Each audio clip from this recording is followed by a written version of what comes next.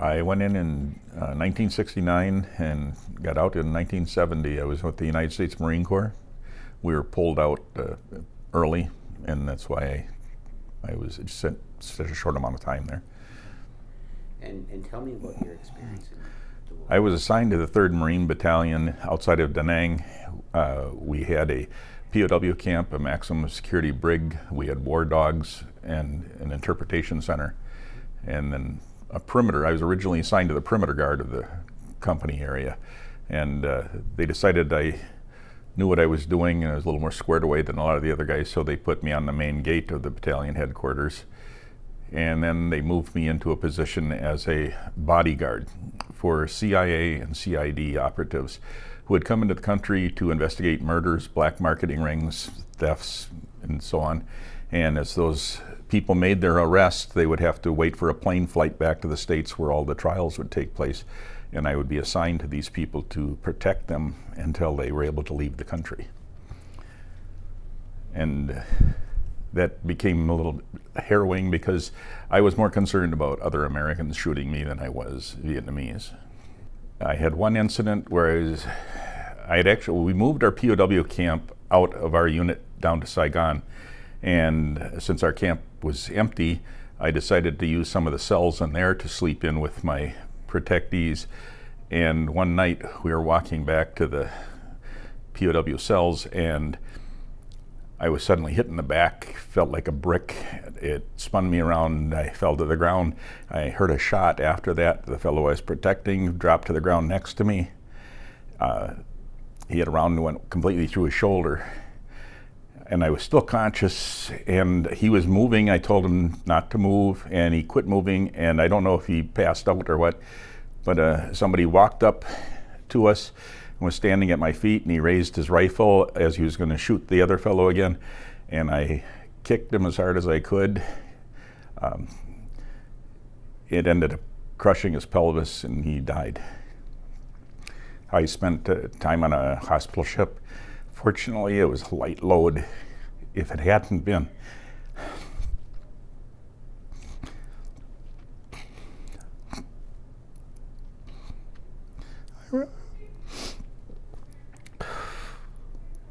I wouldn't be here. It would have gone through my heart.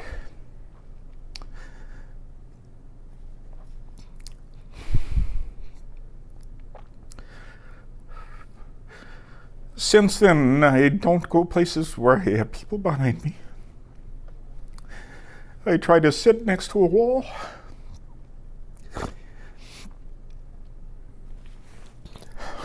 Sorry. No, take your time. I still wake up with nightmares. My wife usually comes to bed after I do, and I usually wake up with a start when she enters the room. I didn't know her before I got over to Vietnam. I met her afterwards, and at times she was quite scared when we were first together because I would wake up with such a start. It was much more dramatic when we first got married. It's eased off some now, but she knows that I shouldn't be startled. She always complains because she says I sneak up on her all the time. I'm very quiet, and I'm always noticing everything around me. We will drive places, and she'll say, "Oh, when did that building go up?" I know it was 3 years ago in May.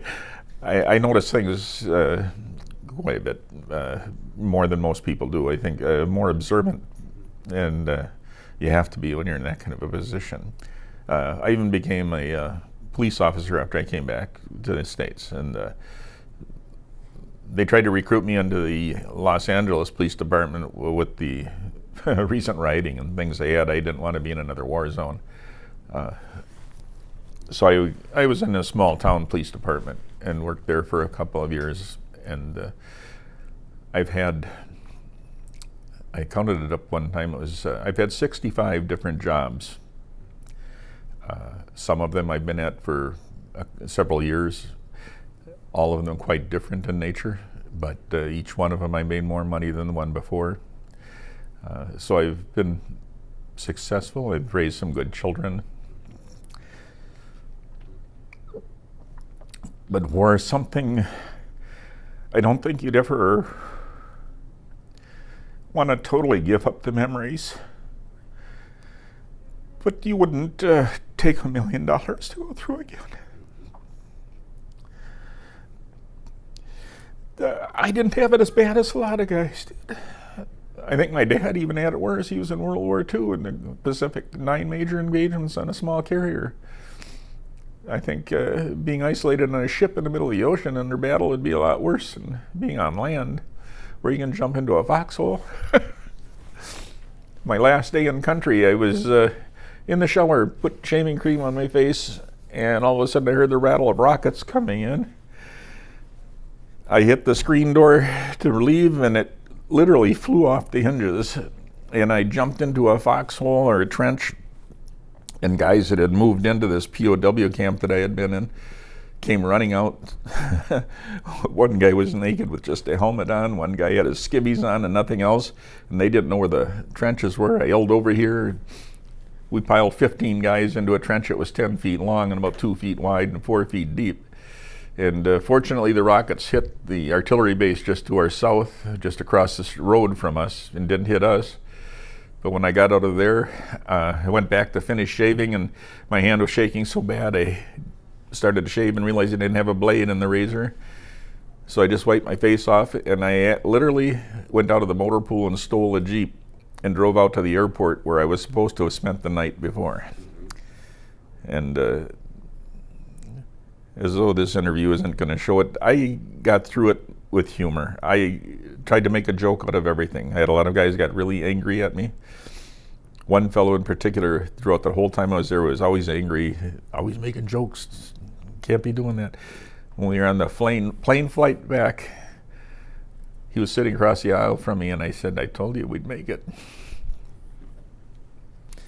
But I think all through life, whether it's war, famine, whatever it is you're dealing with, any kind of problem, you got to look to the funny side of it to get through it. If you don't, if you dwell on it, it's going to kill you. It's just going to be bad. And I don't have emotional moments like this all the time when thinking about it. I will drop tears every once in a while watching a movie, but I try not to talk about it that often. This is probably the third or fourth time I've discussed this since I left.